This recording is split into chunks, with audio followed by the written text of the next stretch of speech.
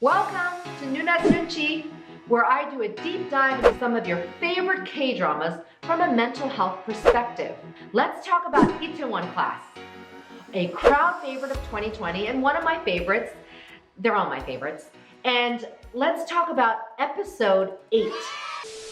Tony, a Korean Guinean man from Guinea who was very firm and confident about his identity being Korean. Episode 8, there's a great moment outside the nightclub where they're all trying to go in. Everyone from Tombam are going into the nightclub for some fun, and Tony gets stopped by the bodyguard or the bouncer. That's what we called it back then. I don't know what it's called now, but I'm going to call it bouncer. And the bouncer stops him and says, hey, whoa, you can't go in here. And Tony says, because the guy's like, what are you doing in here? What are you doing here, right? Why are you here? Tony says, 나 한국 사람이에요. 나 한국 사람이에요. By the way, Tony's Korean so much better than mine. That's pretty sad. But he says, I'm Korean. And he looks confused. I'm going to be clear here, folks. Tony is not confused because he's questioning his Korean identity. He is confused because he's like, why are people questioning my Korean identity? Why are they questioning? Of course I'm Korean.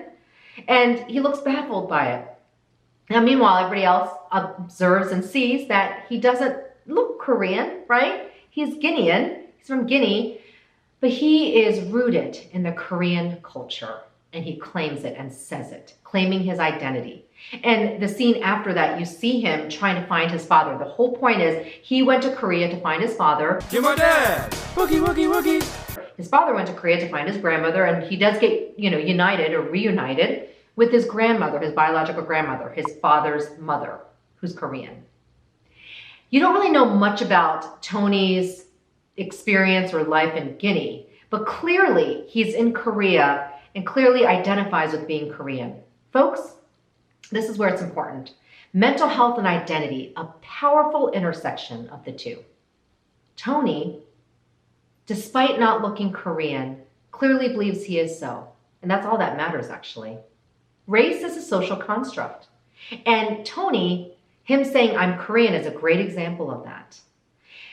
I want to make it clear that it doesn't matter what you look like. So Tony's acculturation experience, though we don't know much about it, seems that he is adjusting well to the Korean culture because he's Korean. So I would say assimilation there, where he is fully assimilated into Korean identity or Korean culture, and we really don't know much about his past, right? We know that he talked about Guinea, and that's where he's from, but he didn't really touch on that much, and perhaps because he was living in Korea at the time and really wanted to search and find his dad and be united with him, I believe that he adopted the Korean culture, so he assimilated. Assimilation. That would be the strategy that he chose of acculturation. So on that note, depending on your acculturation experience or your strategy, integration, assimilation, separation, or marginalization, where are you? Very important to decide to choose that strategy so you're rooted in who you are. Again, you are the expert of your identity. You're the expert of your life. Tony, clearly, as I said before, does not look Korean. But he says he's Korean. And guess what? Later on, Tommy was the first one to be like, look at you, you're not Korean. Stop, give it up. She hurt his feelings. And everybody got mad, right, at her for saying that. But she did she's obviously very blunt, and she's good at being direct and telling the truth, right? However, she was the first person when she realized how serious Tony was, not just about who he is, but how serious was finding his dad and how rooted he was in the culture. It's not like she didn't accept him because she felt like he wasn't Korean enough. I just think she just doubted it, right? Hey, do you really know who you are? When she saw it the next day, also in episode 8, after the nightclub scene, where he was sad and discouraged, and she did some damage to that nightclub, remember? I thought that was funny. And that was in Tony's defense, right? She's a fun character too. She says, I'll help you. And she was the first person to offer that help, to find his father. Mindful identity. Your story or narrative helps make sense of your reality. Again, there's no absolute truth or objective reality. You are the expert. And this will help you to find who you are for the sake of your mental health. your emotional, social, and psychological well-being. Now, another example of identity and how it powerfully intersects with mental health, but in a different way, is episode 12, Hyuni. In that particular episode, there's a lot of pressure on her to win this cooking competition or cooking demo, right? And Changga decides to play dirty and outs her as transgender to social media publicly. And that very moment, you see her reaction. She crouches, right? And you actually see that she feels ashamed, weakened at that moment, almost basically at her lowest place. Like she hit rock bottom going, you know what? I can't do this. I can't face anybody. I can't go on. Aww. Interesting to note that since she seemed to be such a confident character. However, what you could see in little pockets up to episode 12, when her identity came up as transgender or confusion about it, and when she discussed it, Hyuni holds self-stigma. Self-stigma is the process of just internalizing social stigmas, of perceptions of people, right? Of how they feel. Mental health is a huge stigma. And then those who kind of process it internally feel the stigma themselves and turn it onto themselves. And perhaps she felt the stigma publicly of it being on social media, of her being transgender.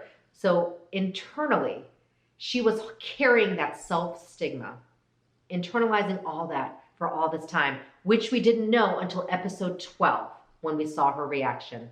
So first things first, she decided, I'm going to give up. I'm not going to continue on. I can't do this. Park Seo-doi is very encouraging at that moment and says, you don't have to, right? Then comes in Tommy, good old Tommy. We don't know fully what she says until later, right? Because it goes through her head, and that's how K-dramas work. They process it later. And as confident Hyuni goes onto that stage in front of the TV cameras and everybody and publicly states, I'm who I am, this is my name, and I am transgender. That's episode 12, and she says it. Not only does she say that she's transgender, but what does she say? She says, and I'm going to win. I'm going to win this competition. Isn't that amazing? I think that's so amazing that not only does she gain that confidence and publicly state her identity, I would say at that moment, she addressed her self-stigma. That doesn't mean it ends there.